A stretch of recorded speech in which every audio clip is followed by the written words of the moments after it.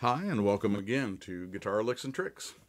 This time we're going to take a look at a Christmas song, but the reason for it is to show you a little bit about reharmonizing a tune using a little more complicated chords. Chord substitutions can be fairly simple to do, and they can go to the moon. You can get just as weird as you want to.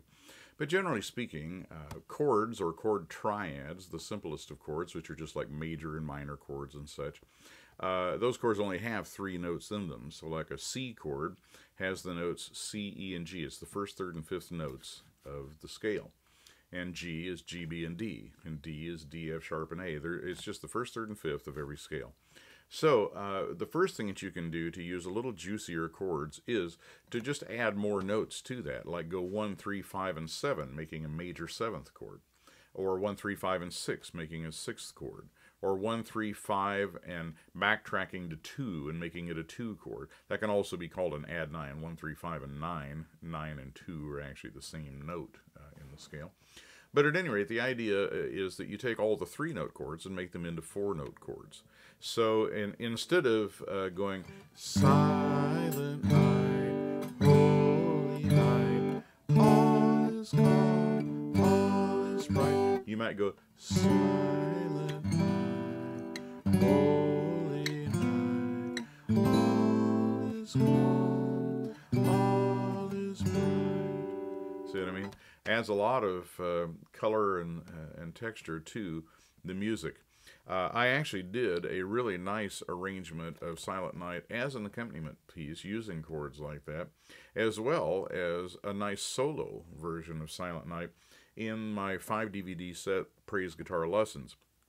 Also, I have Silent Night in my Phase 2 Praise Guitar book and DVD set, a different arrangement, a solo jazz arrangement, and then I have kind of a combination arrangement of more the traditional with more of a jazz version in another Mel Bay book called Portraits of Christmas, where other guitar players, there's a whole pile of us, Alex DeGrassi and Muriel Anderson and John Birchfield and Gary Lowry, a bunch of guys, all playing, each playing a Christmas song with it all tabbed and written out in notes in the book.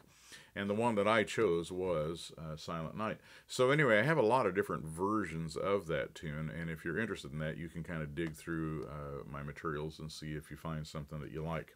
But anyway, you just might try that. Just take basic songs like that that have typical 3-note chords and add a note. And usually the notes you want to add are other notes of the major scale, like 2 or 6 or 7. Those are the ones, or combinations of those notes to even make 5-note chords or whatever. And you'll have to kind of experiment around and look up some positions and chord books and so forth, but it's fun. One other little thing is when you are trying to add a note to the scale, like if you're in the key of G and you want to add an F sharp, which would be the major seventh, G, B, D, and F sharp, you need to know where F sharp is.